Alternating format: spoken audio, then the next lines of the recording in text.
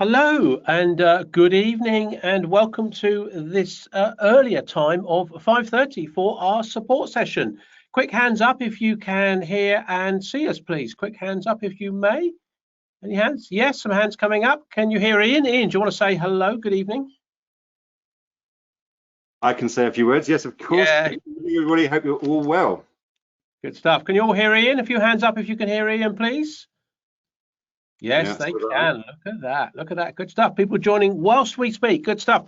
Well, welcome to the Property CEO support session. My name's Ritchie Clapson, and I'm here, well, of course, with the other half. Some say the better half of Property CEO. Not me, obviously. Mr. Ian Child. Evening. Look, guys, it's great to have you here. Thanks for making the earlier time. I'm sure Ian's going to get a little joke in there in a minute about hair and makeup and so on and so forth. But I'll let him have that. So you know exactly what our support sessions were in that home. Some of you perhaps who are new on this evening, give us a wave if you're completely new. Let me just drop the hands. If you've never been on one of our sessions before, give me a wave. Yes, we've got a few new people on here this evening. Welcome, welcome, welcome. It's good stuff. Excellent. Excellent. Right. So what are they actually about? Well, regular 45-minute sessions. We do one on a Tuesday, normally at 7 o'clock, and then one on a Saturday morning at 10 o'clock. And it's about putting a bit of positive energy into your week. I was actually speaking to someone earlier today, and they said, which is great. Actually, they said this is the highlight of their week. They absolutely love it. And so great. I mean, obviously, they don't get out a lot, do they? Clearly. But this is all about just giving some positive energy out there in terms of what's happening right now, isn't it, Ian? Absolutely right. And for those of you that don't know that much about us or are new to these sessions, let me tell you a little bit about who we are and what we do. Basically, we train people how to develop property. So even if perhaps they've not done any property development before, obviously a lot of people like the idea of developing property, but they might worry that it's a bit risky, maybe a bit complex. So our job is to give them the support and the training that they need to do it as safely and as successfully as possible. Now, we decided to run these sessions because we wanted to try and help people get through a period which is obviously quite a challenging time at the moment. And we know from experience that recessions, which we're on the cusp of at the moment, are likely to create a lot of opportunity. So wouldn't it be great if we could see if we could help people find some of those opportunities that might be coming along the line and to help them get prepared for them. Now, obviously, we always say that there's no way we can ignore the storm that's passing overhead. There's a lot of stuff going on at the moment out there, really, you know, on the medical side and the health side, which we're very much aware of. But the focus here is very much on our livelihoods and business and how perhaps we can come out of a recession in the best possible shape. So that's who we are and why we're here. Now, I do need to mention there has been a little bit of criticism, only a teensy amount, but some quarters have been commenting that we've been focusing too much on the current widespread haircut shortage. And in fact, a few people were beginning to wonder why we appear to have gone silent on the whole biscuit issue, which was raised on the first support session. So don't know what you thought, Richard. I thought it's quite a good idea to give everyone a bit of an update on this session. So I can share that things did get a little bit fraught when we did rather belatedly notice that a large catering box of biscuits in the studio was getting extremely close to its sell-by date. However, very pleased to confirm that in what was a completely selfless gesture, one of the team was able to head things off at the pass. And I think it's only fair that I publicly thank Ritchie for this most noble of efforts, as he was able to, I think, dispatch all of the remaining biscuits with less than 6 hours to go before they went off. That's pretty close, Rich, wasn't it? I bet you've been rehearsing your bit of humour all day, haven't you? I don't rehearse humour. It's all completely spontaneous. Well, look, I mean, look, before we get going a minute, I mean, the hair jokes are already coming in. We swapped positions here today, which is a little bit odd, I guess, for some of you. Someone says you swap positions. Gavin says that. And Ritesh says, have you two swapped places or have you grown some hair, Ritchie? It's unnecessary, wasn't it? Yeah. No. I would have done the same, says Jacqueline. I would have done the same. Well, eat the biscuits. I think that's what you're saying, Jacqueline. Look, anyway, guys, just before we start, as Ian said, we're not ignoring what's going on out there, but this is all positivity. So within this session, within this show, half full, that's where your glass needs to be. Now, we're here to take questions, plus a bit of banter and a bit of bashing if you want. I love when I said wave. Craig actually wrote wave. So I'm trusting Craig. That means you don't know how to wave on your system. But look, guys, we're here for questions. So we've got a couple of questions that's come in through the week. I've got a list. I haven't got names against them, but I've got a list of questions that's come in since Saturday. We can answer some of them and a couple which I think hang over from Saturday. But if you've got questions, Craig says yes, he doesn't know how to wave. Craig, you need to learn. Come on, a man like you in your twilight years, you need to learn how to wave on a webinar system. So again, Craig's gone. Craig's gone. Oh no! If you insult the guest, honestly, he'd be fine. Give him a bit of insult, do you, Craig? I do know who Craig is, by the way, so that's cool. But yeah, please put your questions in the chat box, and then we can answer any questions to do with property or business. Absolutely anything you've got. If you just want an opinion, our opinion on what's happening, what are we hearing, anything like that, get it in the chat box, and we can answer those tonight. So let's get going. Obviously, just welcome a few on. Even VJ's on. Teresa, Stephen, Roma, Ritesh, Nina, Mark, Joe's on. Obviously, Craig's on. Dom's on. Chris has joined. Chris, hello, Chris. Haven't spoke to you for some time. I'm sure you are well. And saw quite a few others, so I can't read them all out. Sorry if I haven't mentioned you. I do apologise. Right. Shall we kick off with a question? Do you want a question in? Okay. I've got a little list of questions that has come in. Do you want this first one for you? Got him. Okay, ready? Brace yourself. I'm braced. What is co-living and why is it expected to increase over the next few years? Is it a good development opportunity? Okay, co-living. So basically, co-living is when you've got groups of people living typically in a kind of purpose-built space with shared facilities and kind of shared communal areas. It's not like an HMO typically. So when we think of co-living, and we've mentioned it, I think on previous sessions, it's not like an HMO where you've got just a load of bedrooms and then people share the kitchen and maybe the lounge. This is much more kind of tailor-made and purpose-built. Now, typically these sort of places, they're relatively new. They're sort of a fairly modern approach to communal living, typically found in kind of city locations, and there's been quite a big demand, particularly in London. I think that's now being reciprocated in other parts of the country. Historically, and it's still true to a certain extent, tenants are young professionals. But the demographic has changed for co-living quite a bit recently. There was a study done a little while ago that, to be fair, it only looked at London, but it showed that since I think it was 2017, the average age of people that were in these co-living units had increased from 23 to 28. So that's just in three years. So that's a pretty significant jump, and also it found that people were staying for longer. So initially, the average was 12 months back in 2017. So I'm guessing there, if you can imagine, 23, average age of 23, it's probably young professionals, maybe first time or second time jobs, wanting to live away from home, and perhaps the budget would stretch to maybe a studio type flat, but this opportunity to have probably a smaller living quarters, but a bigger access to bigger kind of communal shared space was quite attractive. Now the average length of the tenancy is 50% greater. So now we're up to 18 months. So I think that's quite interesting because if we think about what, that demographic, it's clearly now got some appeal for a much more mature audience. There's quite a big difference between what an average age of 23 and an average age of 28. So we're now getting people in their 30s that are they're looking to get into a space where they can be in a central location. So as I said, these are typically in the city centre.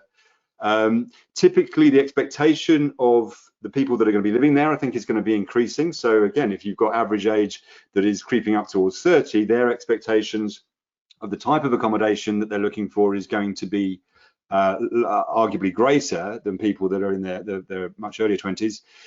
And I think that there's an expectation that we're going to be seeing a bit more a gradual migration towards city centre living. That's the prediction.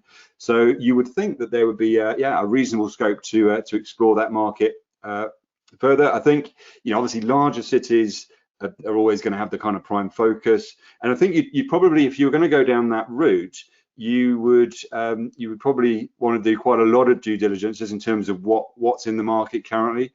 I suspect, I'm not an expert on co-living, but I suspect that there are units that are relatively basic, with a small amount of communal space, ranging to the other end of the scale, where they've kind of got all the bells and whistles with things like cinema rooms, private spaces that you can rent out for dining, kitchen areas, gyms, and so on and so forth. So there's clearly quite a mix there. They do typically tend to be on the larger side, so it's not like doing a large HMO. You tend to have kind of larger number of units in there, and of course it might be a project that would suit somebody building for an investor, somebody that was going to hold that unit and kind of purpose built for somebody that was going to buy it as an investor, rather than try and sort of sell individual units.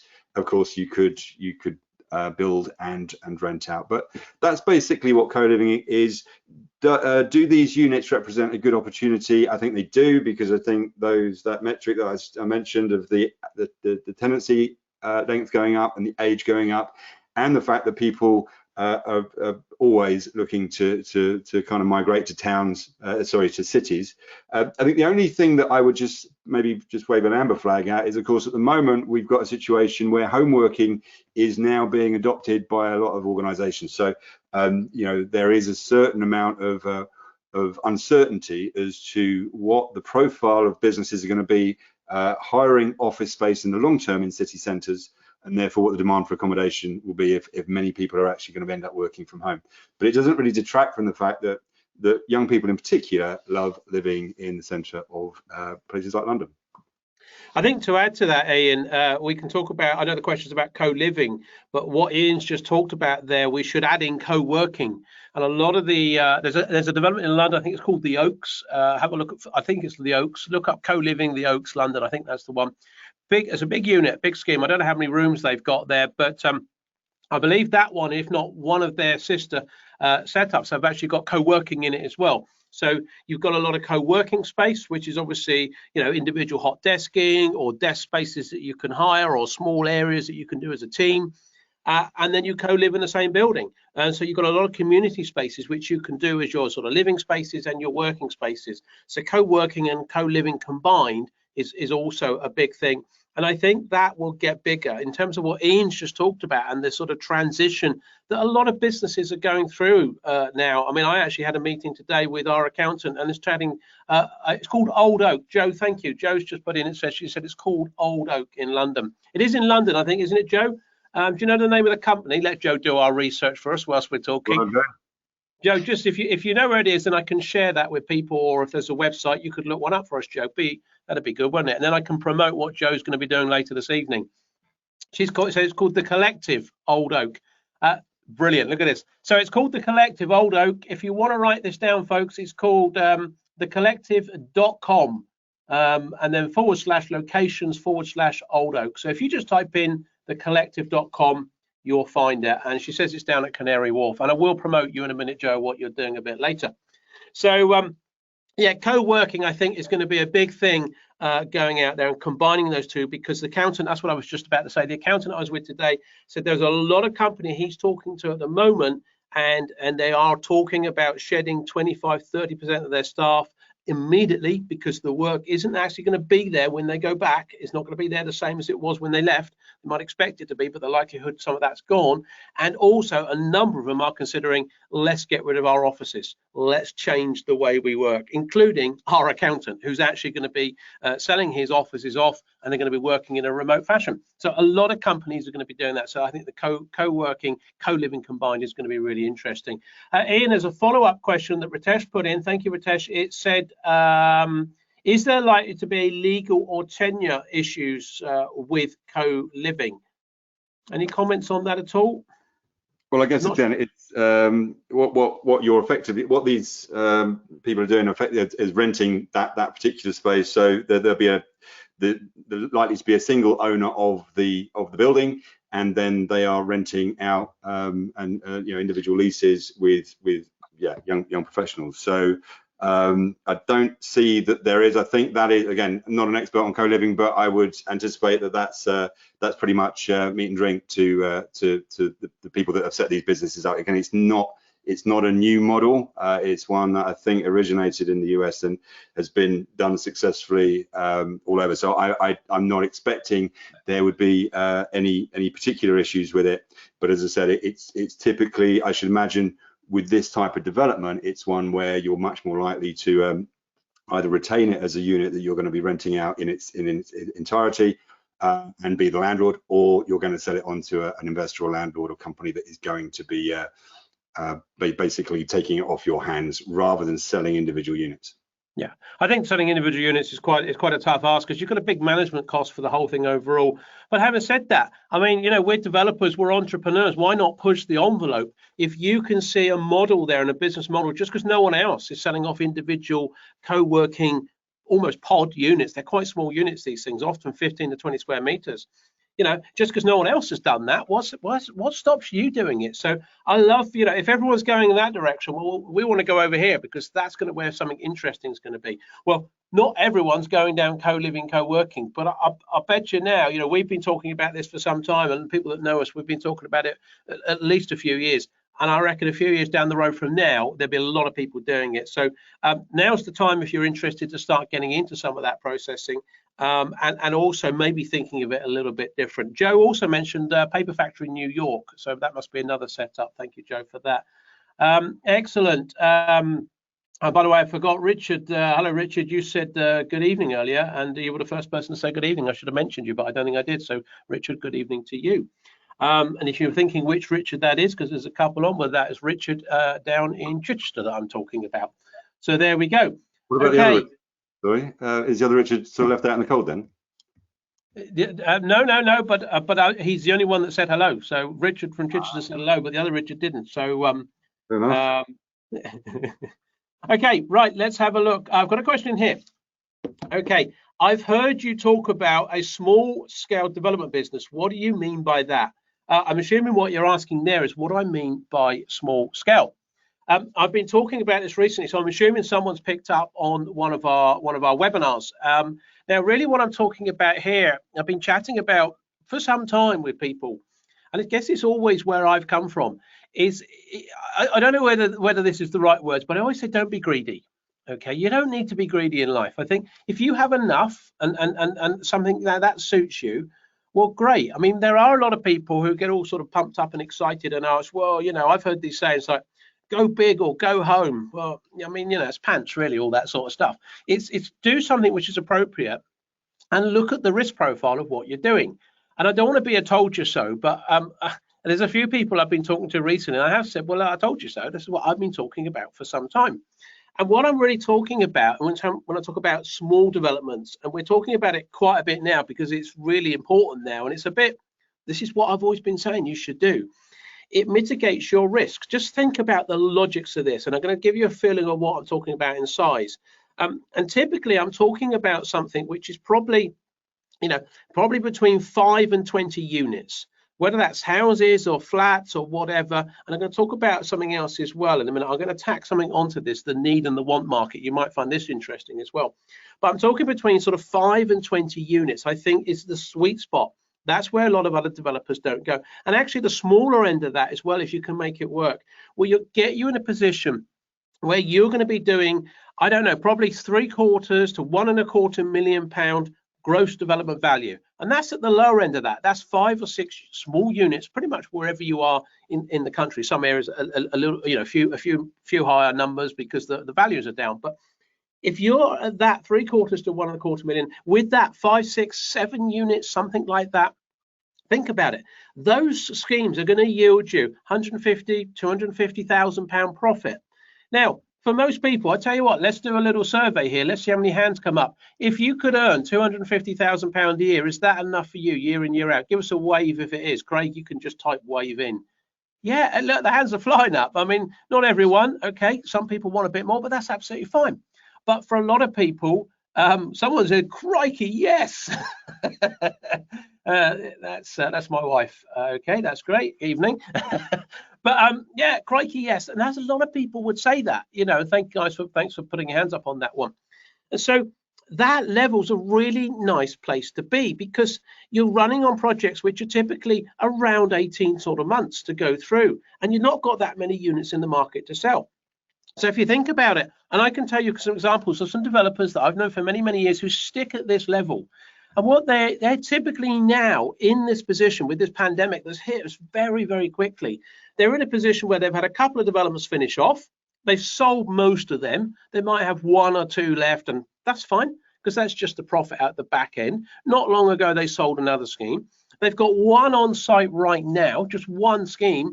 They've had to stop that, and they're going to have a bit of cost coming their way on that. And they've got a couple of other projects they've just delayed. But overall, you're running quite a number of projects. So they've already got some money in the bank.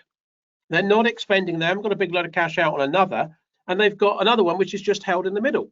So their risk is massively reduced. Now compare that to another developer that I know of who actually, I think, you know, he's in a bit of trouble at the moment, because he's got about 50 or 60 units on a scheme right now, right in the middle of construction, almost maximum expenditure out and no sales in. Now, where would you rather be? Now, he might make, I don't know, but let's just say he made £1 million, so we can have easy maths on a Tuesday evening. Let's say he made £1 million out of that project, and you know, he'd be dancing all around the streets and at networking meetings going, oh, I'm going to make £1 million, look at me, and pumping himself up, because that's what people do. But actually, would you rather have 4 projects at £250,000 each that can drop in at different times over the next 3 or 4 years, or take 3 or 4 years and earn £1 million? Which one would you have, A or B? Well, you know, most of you are going to have the one that does smaller projects. And if you do that, you massively reduce your risk. Sticking at that lower level is a much better place to be. And to be honest, for most of you, and as Rich just said, you know, crikey, yes, yeah, £250,000 a year for most people is a lot of money, particularly year in, year out, and particularly if you're not having to work full time for it. You know, if you're working 2 or 3 days a week for it, that's a really comfortable place to be. There are many, many people at the moment who would trade for that, that's for sure. But if you want to scale it up, you can earn £500,000 a year. And I'm not saying this is easy. Don't get us wrong. Don't think this is a get rich quick scheme. In, you know, if you're not into development, and I'm almost certain there's a few people on here tonight who are not into development at all. Give us a wave actually if you're not into development at all. You've not done any. Give me a little wave. Yeah, look, there's a few. Yeah, absolutely. Yeah. Karen, Nina, David, thank you, etc. Yeah, good. Thanks, guys. You know, so please, guys that's just waved at me, please don't think this is easy, and don't think you're just going to jump in it and make £250,000. 18 to 24 months before you get down the road. It's going to take you some time to earn this money. And of course, you can lose a lot of money.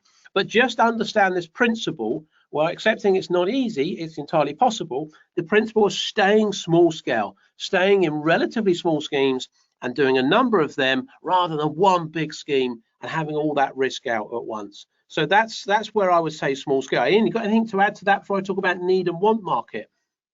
Yeah, I was just going to say that it's actually that a bit of a sweet spot anyway, because of course self-builders build single units and to live in, and Persimmon and their ilk build lots of units. So there is this bit in the middle, which is for small scale property developers like us, which is actually a sweet spot, and that's the bit where we've got the benefit of things like permitted development rights. It's where the government is actually very keen on getting buildings that are currently not in use, or that are where, you know, commercial and industrial buildings, where they're giving us rights to convert those.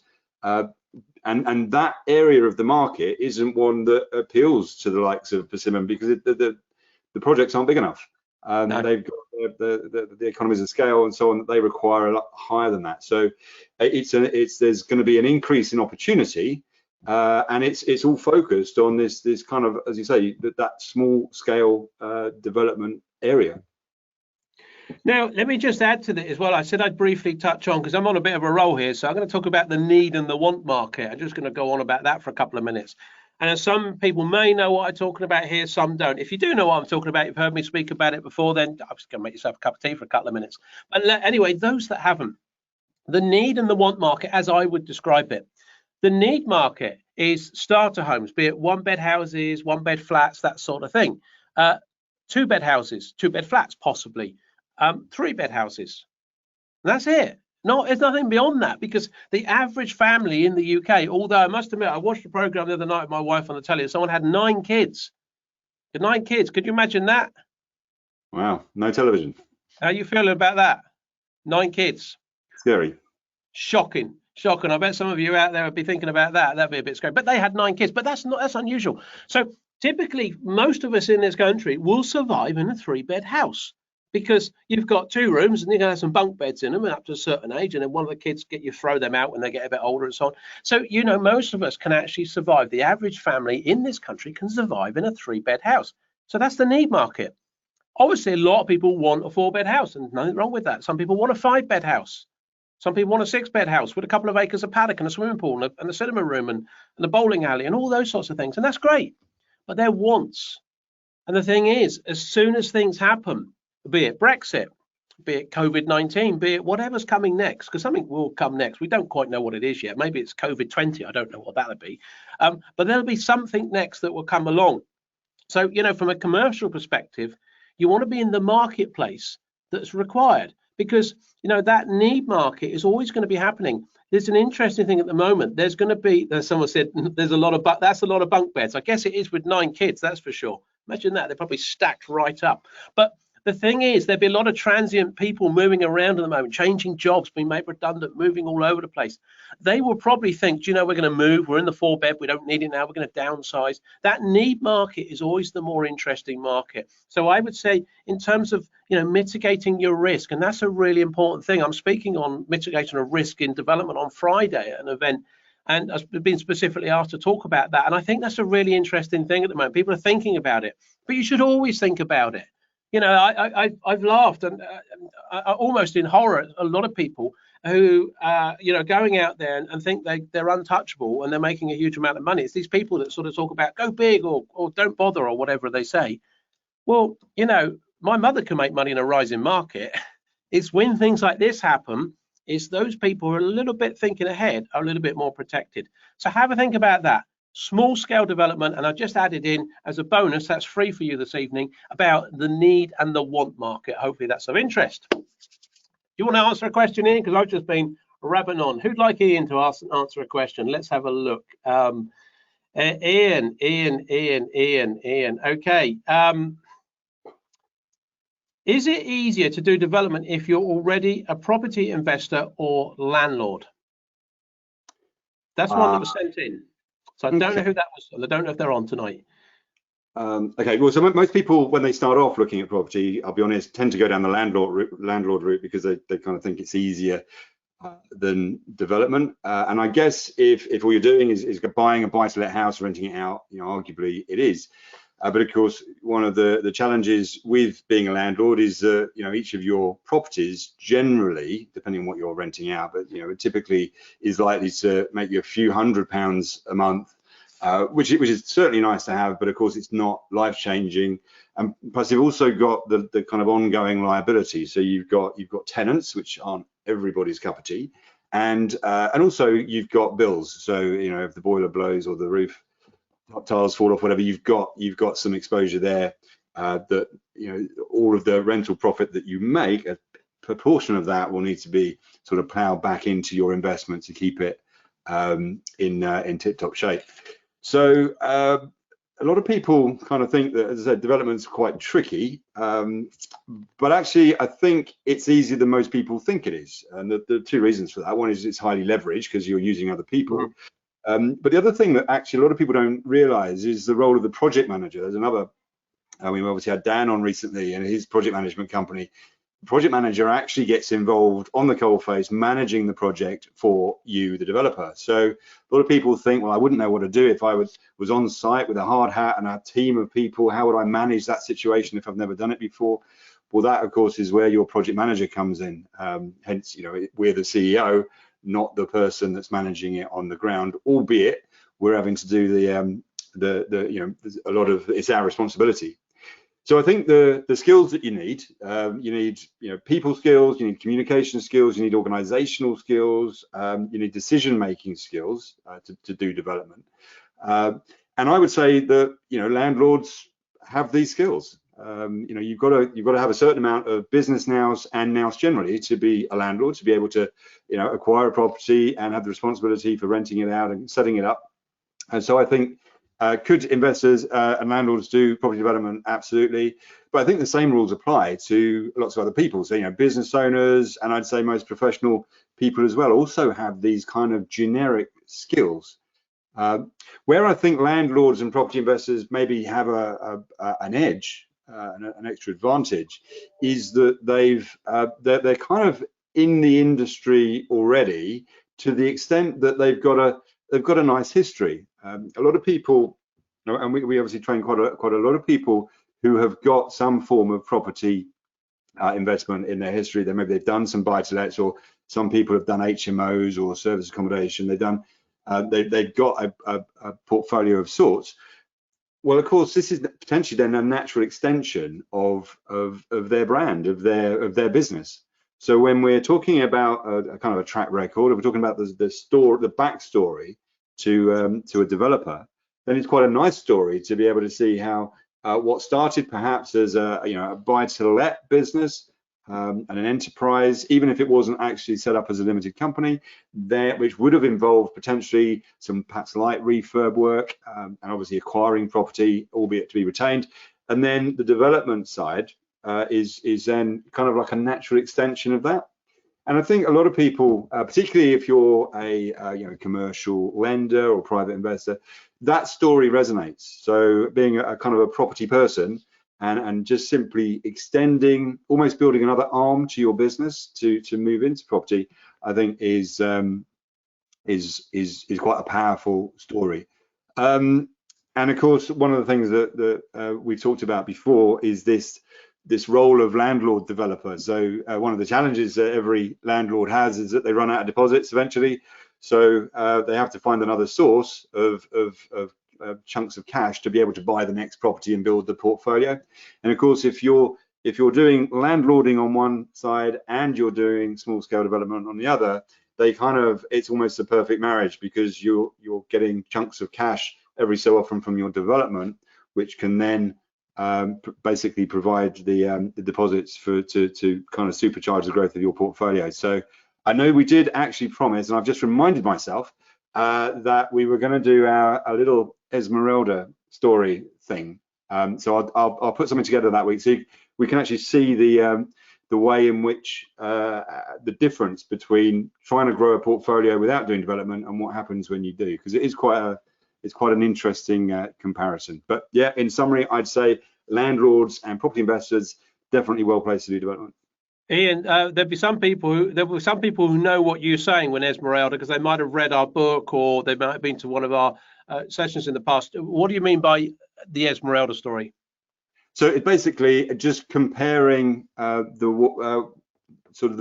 number of different what I guess people call strategies when they go into property, of which development is one, but in particular showing you what happens when you just do property investing on its own, but also what happens if you do property investment as a landlord and you do a spot of property development, small scale development as well, because the two are side by side. So we've wrapped that up into a bit of a story, and yeah, I will spare you all of the gory details, but the salient points I can whiz through quite quickly next week, so you can see the impact with perhaps some kind of broad brush numbers and stuff. And so Esmeralda was one of the characters in the story, for those that don't know, although Jacqueline actually says, I remember that from the day you did it in Roehampton. Absolutely, Jacqueline, well done. And did you enjoy it then? Because you can listen to it again coming up very soon. A couple of other questions. Esmeralda didn't have a very big part, I seem to remember, actually. But no, she did, but she was in it, wasn't she? She was in it, very briefly. And just a response to that, the excitement of that coming up, Jacqueline says, yippee. Jacqueline, we're with you on that one. Ritesh says, just as a statement here, I consider development as trading, whereas being a landlord is probably more difficult with smaller returns. Whether it's more difficult, who knows, but it's definitely got smaller returns. But as Ian said, it's a good combination. Richard said, and this is maybe just a comment to add into what you're saying there, Ian, he says, a commercial lender liked the fact that I had an HMO background and saw that developing out flats was a natural progression from developing HMOs. Richard, thanks for that. That'll be useful for other people. Just pick up a comment from, or question from Nina. Nina, good evening. Nina says, just out of interest, do you have any stats on the annual demand of need versus want housing market?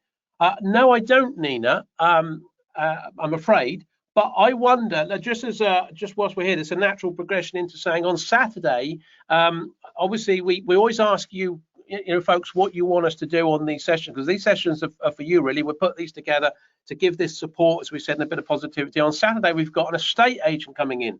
Don't throw stones or bricks at him. He's a nice guy. He's okay. He's a lovely guy. Yeah, he's a lovely guy. So, so we've got a chap called Andrew Fennell coming in. He owns an estate agency down here on the south called Taylor Hill and Bond. They're branching out. I think they've got some other branches opening soon. Quite a progressive character. I think used to work in the Birmingham area some years ago, so he knows quite a bit around the country. So yes, Jacqueline says commercial agent. Yes, in time, Jacqueline. Patience. We will get a commercial agent. But Andy's going to come in and talk about where he sees the market, what's going on there. So Nina, what we could possibly do is ask him if he's got any stats on those sort of positions in the market. So perhaps if you're on Saturday, let's bring that as a question for Andy, and we'll try and remember. But if you're around, come along as well, and we can have a look. Will we be having martinis? Why would he be saying? Richard says, will we be having martinis? Why would we be having martinis? Well, I think there's a bit of backstory. Oh, I know. Yeah, sorry, that's a little in joke that Richard's got there. Richard and I just realised which Richard it was, spent an evening out in London with Ian and Andrew Fennell. You don't want to go drinking with an estate agent. It's not good. Nina says, great, looking forward to hearing for what he's got to say on Saturday. Nina, so bring that question. We'll do that on Saturday. Now, Ian, just what you were talking about there, and this sort of landlord investor, which is better and so on. We were talking earlier, and I think this could lead into it, and this could be useful. I think we've got time to fit this in. I know we've got a couple of other questions, but I think this could be really interesting. We were talking earlier today briefly, and guys, give me a wave if you're interested to hear this. Ian talked about some top tips on the importance of having a good elevator pitch. Who's interested in getting a few sort of tips that Ian would have on having a good elevator pitch? No one's interested in hearing that, Ian. No one's waving. No hands up. No hands. Okay, there's hands going up. Yes, please, says Karen. Yes, says Richard. Ian, come on, give us a few top tips that we were chatting about earlier today about elevator pitch and how you can get yours into good shape. Okay, there are a few things you can do. So the elevator pitch actually is crucial. A lot of people underestimate how important it is, and it doesn't matter what type of business you've got, particularly if you're starting a new business. The credibility thing is so important, and it doesn't actually matter what you do. Your first impressions are invariably going to be coming from you, face to face, or people listening to you speak. And so the way in which you describe your business is really important. So it's not just about being stuck in the elevator with the CEO of a potential client or your company and being able to sell something in 90 seconds. It's kind of broader than that. It's really about telling your audience what it is you do very succinctly. And it kind of underpins everything else. A lot of people, particularly in I have to say in development, they kind of look at some of the credibility and things like websites and stuff the wrong way around. So they think that I'll build a website and then people will go on Google and they'll find me and then they'll land on my website. And that's not what actually happens. What tends to happen is that you will have you will go out networking and you'll be engaged in a conversation. You'll meet people, meet agents, your professional team, potential investors, commercial lenders, brokers, and so on. And then you'll have a conversation, which is great, but then as soon as they get back to the office or they get home, they will check you out online. So it's kind of coming at it the other way. So your credibility, in order for them to land on your website, it's not like land on the website and then meet the company owner. It's I've met the company owner, I now want to kick the tires and check out the website. So we've got to make sure that the front of house looks really good.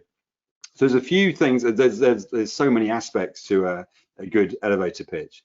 But one of the things, there's kind of a few sort of tips that I thought were quite interesting that a lot of people sort of miss out on.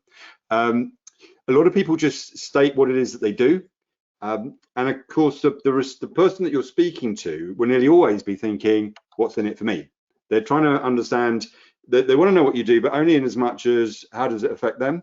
So what you want to be doing is kind of making sure that your elevator pitch explains the problem or the solution or the benefit that you create for the other person, rather than just saying, oh, we do this and we do that and we do the other. So kind of make sure that you're kind of walking a mile in their shoes and just thinking, what is it my audience would want to hear? Second tip is don't be too subtle. I think a lot of people assume that that people were able to join dots. So for example, if you were saying that you're a property developer, and let's just say you were talking to somebody who was a potential investor, you think, well, that's obvious. Then, you know, potentially there's an opportunity for a developer to talk to an investor and maybe have a commercial, you know, to do something. You need to spell it out. You need to make sure that you're joining the dots for your audience rather than just assuming that they know what it is. Number three is sort of making sure that you can have it reasonably succinct. So you've probably got a 15-second one, you might have a 60-second one, and you probably want to be able to switch between the two fairly effortlessly, so you've got it down for every situation. You want to write it down and practice it, but not rehearse it, not do it off, you know, we're not trying to, it's not a script. It's just something that's got to sound natural, but you need to kind of be able to focus on the keywords and make it kind of nice and consistent, so you kind of believe in it. It's coming from the heart rather than something that you've just remembered. Linked to that, the fourth tip is practicing. So most people don't practice anywhere near enough. There's no kind of substitute for it really. And the good news is, of course, whenever you've got a private moment, you can practice it without anybody thinking that you're mad, because you're not talking to yourself. You're just in the car, although we don't do so much of that these days, or in the shower. Just practice whenever you're alone. Just have a practice. Pretend that you're having an imaginary conversation with a potential, I don't know, investor, networking person, professional team member, you know, fellow professional, whatever it is, and then just kind of rehearse it, because that will make, you know, practice makes perfect. There's no substitute for it. And of course, try it out on friends, family, and anybody that can bear to listen to you recite your elevator pitch for maybe, you know, 15 to 60 seconds. And then the final thing I would say is also make sure that you kind of tailor it to the people that you're speaking to. So rather than one size fits all, you know, if you were talking, for example, to an estate agent, so let's just say you're on a viewing, virtual or otherwise, and the estate agent wants your backstories. So obviously they're trying to find out whether you're a credible buyer. Then perhaps the story, the elevator pitch, the backstory that you give them is going to be slightly different to the one that you might give the architect that you've just, you know, you're kind of working out whether they're somebody who could be on your professional team, or different to the potential investor.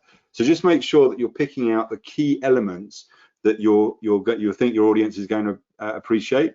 The main thrust of the story will be the same, but the kind of the nuance, the subtle bits would be slightly different. So there you go. There's a few tips that I think a lot of people perhaps don't pay enough attention to when they're doing elevator pitch, but it is I think such a important part of what we do, that so many people just leave it to chance, and kind of just assume that they'll be able to give a good account of themselves if somebody asks them, or that the only opportunity to give an elevator pitch will crop up in a business meeting or in a networking meeting, whereas actually it could happen at any time. And it's because we tell people what we do that quite often we get opportunities that wouldn't otherwise come our way. So having that, you know, sounding nice and credible, having a really great story, and being ultra confident about what it is that you're doing and enthusiastic about it, always sells well. Excellent. There you go, guys. Some top tips on elevator pitching. Let's have a look. Okay, I'm just thinking of timing because we want to get away by about past. Let me just, I know there's a few other questions we haven't answered. I do apologize if we haven't. Maybe bring them over to Saturday and we can have a look at them on Saturday if that's okay with you guys. we'll obviously pick anything up that we haven't done like we have today, and we can always bring them to the session. So always get your questions in early. Just the thing I did say with Jo, she obviously helped us out about the Collective Oaks. Jo is speaking, as am I, at about 7 o'clock at the Kensington and Chelsea Property Group virtual meeting online. I've no idea how the setup works. I'm sure you can buy some tickets or you can just log on. I don't know whether it's free, but if you go to Eventbrite, I think it's on there. Jo's saying yikes, so that means she's panicking. Jo, you're going to be absolutely fantastic. Jo is one of our students, and I'm going to be speaking. I think first I'm going to be talking about how to run a property development business, and then I think Jo is. Jo, what's the title of your speech? Perhaps you could let us know, and I could give you a proper plug out. So you're the warm-up act, are you, for Jo? I think that's the way round it would be. Yeah, I think that's the way round it would be. So I think I'm going first. I'm going to be talking about development. I'm going to be talking about the need and the want market and small-scale developments and what it is you need to do to get into development. And then Jo is going to, how to run a development business from a new business perspective, So, and the story of how she got there, I think that's what Jo's going to do this evening, according to her little text that's just come in. So, Kensington Chelsea Property Group, 7 o'clock, we're on there. And I say, go on to Eventbrite. I'm sure you can get some tickets, or you can just log on. I don't quite know how it works, but you'll be more than welcome to come on there. Obviously, it's not our event, but you're more than welcome as far as we're concerned. So, we are back on Saturday. We're back at 10 o'clock on Saturday. With an estate agent. I think that's going to be fascinating, because I think of all of the professions that are kind of affected in the world of property and everybody's affected by what's going on, I think it's going to be quite intriguing to see, estate agencies very much in the front line, and to get, and Andrew's very much a seasoned estate agent who owns his own chain of estate agents and very much plugged into the independent market. So it'd be really interesting to get his views, I think. Good stuff. Hopefully you've enjoyed today's session. Nice quick fire as always. Thank you for your questions that's come in. Great. Thanks so much, guys. Nice to see you again. I suspect that one's for me. Thank you very much. Dom says thanks. Catch up Saturday. Really positive stuff, says Richard. That's what we want. We want really positive stuff. We want to give you positive energy. So hopefully it is. Joe says thanks for the plug. Chris says brilliant. See you Saturday. Chris, look forward to seeing you on Saturday as well, my friend. Nina says thanks. Grazie, says Michael. He's half Italian, don't you know? Anyway, thanks, chaps. Yeah, all the thanks coming in. Guys, we love these little thank yous at the end. It's really good. Please also continue to let us know what it is you want. We know you want a commercial agent. Jacqueline talked about that earlier. So yeah, absolutely. We have another number of other people that you've asked for to come in. I think you've asked for a student to come on and who's actually currently doing some stuff. So we're going to do that. So anything else you want, please drop that in the chat box there. Let us know, and we'll pick that up. Or of course, come on Saturday and let us know what you want following on from Andy for now. So guys, thank you very much. Enjoy the rest of your evening, and we'll see you soon. See you on Saturday. Bye.